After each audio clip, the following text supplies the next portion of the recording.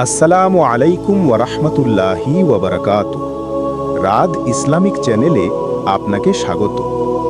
আমার প্রিয় দিনী ভাই ও বোনেরা, আজ আমি আমাদের জন্য খুবই গুরুত্বপূর্ণ একটি বিষয় নিয়ে আলোচনা করব। আমরা এমন এক যুগে বাস করছি যাকে বলা হয় আখিরুজ্জামান বা শেষ যুগ। এই সময় সম্পর্কে আমাদের প্রিয় নবী হযরত মুহাম্মদ সাল্লাল্লাহু আলাইহি ওয়াসাল্লাম আজ থেকে 1400 বছর আগেই সতর্ক করে গিয়েছেন তার উম্মতের জন্য। তিনি এমন কিছু ভয়ঙ্কর ফিতনার কথা বলে গেছেন যা ঈমানদারের ঈমানকে সকাল থেকে সন্ধ্যার মধ্যে কেড়ে নিতে পারে। আজ আমরা বিশ্বাসের হৃদয়ে সেই হাদিসগুলোর আলোকে জানার চেষ্টা করব কিয়ামতের আগে মানুষ জেনে বা না জেনে এমন 5টি ভয়ঙ্কর ভুল করবে যা তাদের দুনিয়া ও আখেরাত দুটোই ধ্বংস করে দেবে। এবং আমরা ইতিমধ্যে ওই সমস্ত ফিতনার সম্মুখীন হয়েছি কিনা। আসুন আমরা নিজেদের মিলিয়ে দেখি আমরা সেই ভুলগুলোর মধ্যে ডুবে যাচ্ছি না তো। ভয়ঙ্কর ভুলগুলোর মধ্যে প্রথমটি হলো সুদকে বা রিবাকে হালাল মনে করা বা ব্যবসার অংশ বানিয়ে ফেলা। রাসূলুল্লাহ সাল্লাল্লাহু আলাইহি ওয়াসাল্লাম বলেছেন, কিয়ামতের পূর্বে এমন এক সময় আসবে যখন মানুষ সুদ খাওয়া থেকে বেঁচে থাকতে পারবে না। আর যে ব্যক্তি সুদ খাওয়া থেকে বেঁচে থাকবে, সুদের ধূলিকণা বা ধোঁয়া হলেও তাকে স্পর্শ করবে। সুনানে নাসাই।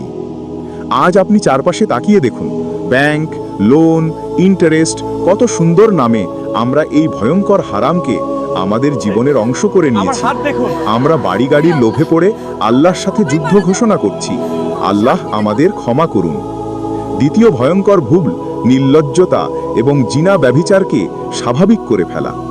আমাদের নবী সাল্লাল্লাহু আলাইহি ওয়াসাল্লাম বলেছেন, যখন কোনো সম্প্রদায়ের মধ্যে অশ্লীলতা এমনভাবে ছড়িয়ে পড়ে যে তারা তা প্রকাশ্যে করতে শুরু করে, তখন তাদের মধ্যে এমন এমন রোগ ব্যাধি ছড়িয়ে পড়ে যা তাদের পূর্বপুরুষেরা কখনো শোনেনি। ইবনে মাজা। আজ আমরা আমাদের মোবাইল ফোন, ইন্টারনেট আর মিডিয়ার দিকে তাকালেই দেখতে পাই কিভাবে নির্লজ্জ পোশাক, হারাম সম্পর্ক আর বেহায়াপনা আমাদের সমাজে স্বাভাবিক হয়ে যাচ্ছে। আমরা এটাকে আধুনিকতা বা ব্যক্তি স্বাধীনতা বলছি, কিন্তু এটা কিয়ামতের স্পষ্ট আলামত এবং আল্লাহর গজবকে ডেকে আনছে। তাই আসুন আমরা যারা নিজেদেরকে বিশ্বাসী দাবি করি তারা অন্তত এই আধুনিকতার নামে বেহায়াপনা থেকে দূরে থাকি ও প্রতিরোধের জন্য উত্তম উপায় অবলম্বন করি।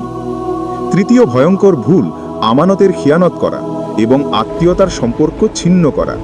রাসূলুল্লাহ সাল্লাল্লাহু আলাইহি ওয়াসাল্লাম বলেছেন, যখন আমানতকে গনিমতের মাল অর্থাৎ যুদ্ধলব্ধ সম্পদ মনে করা হবে, তখন তোমরা কিয়ামতের অপেক্ষা করো। তিরমিজি। এর অর্থ হলো, যখন মানুষ অন্যের বিশ্বাসকে বা দায়িত্বকে সামান্য সম্পদ মনে করে নষ্ট করবে, যখন মানুষ তার নিজের বাবা মা, ভাই বোন বা নিকট আত্মীয়দের সাথে সামান্য দুনিয়াবী স্বার্থে সম্পর্ক ছিন্ন করবে, তখন বুঝতে হবে আমরা কিয়ামতের খুব কাছাকাছি চলে এসেছি। আজ আমাদের সমাজে এই ভুলটি মহামারীর মতো ছড়িয়ে পড়েছে। চতুর্থ ভয়ঙ্কর ভুল দুনিয়ার মোহে অন্ধ হয়ে যাওয়া এবং মৃত্যুকে ভুলে যাওয়া। নবীজি বলেছেন, আমার উম্মতের উপর এমন এক সময় আসবে যখন তারা দুনিয়াকে ভালোবাসবে এবং মৃত্যুকে অপছন্দ করবে। আজ আমাদের জীবনের উদ্দেশ্য কি? আরও বড় বাড়ি, আরও দামি গাড়ি, আরও বেশি সম্পদ। আমরা আমাদের সন্তানদের দুনিয়ার প্রতিযোগিতায় প্রথম হওয়ার শিক্ষা দিচ্ছি, কিন্তু আখেরাতের পরীক্ষার কথা ভুলে যাচ্ছি। আমরা এমনভাবে দুনিয়ার পেছনে ছুটছি যেন আমরা এখানে চিরকাল থাকব। এই ভুল আমাদের ঈমানকে ভেতর থেকে শেষ করে দিচ্ছে। পঞ্চম এবং সবচেয়ে মারাত্মক ভুল মূর্খদের নেতা বানানো এবং সত্যিকারের ইলম থেকে মুখ ফিরিয়ে নেওয়া। সহিহ বুখারীর হাদিসে এসেছে, কিয়ামতের আগে আল্লাহ তাআলা মানুষের অন্তর থেকে ইলমকে উঠিয়ে নেবেন না, বরং তিনি আলেমদের বা সত্যিকারের জ্ঞানের মৃত্যু ঘটানোর মাধ্যমে ইলমকে উঠিয়ে নেবেন। যখন কোনো আলেম অবশিষ্ট থাকবে না, তখন মানুষ মূর্খদের নেতা হিসেবে গ্রহণ করবে। মানুষ তাদের কাছে বিভিন্ন বিষয় জানতে চাইবে আর তারা ইলম ছাড়াই ফতোয়া দেবে।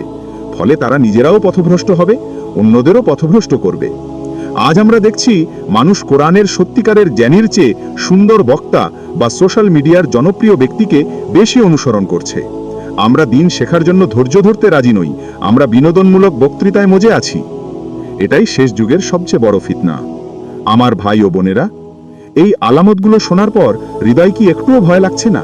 আমরা কি দেখতে পাচ্ছি না যে এই প্রতিটি ভুল আজ আমাদের সমাজের রন্ধ্রে রন্ধ্রে মিশে গেছে?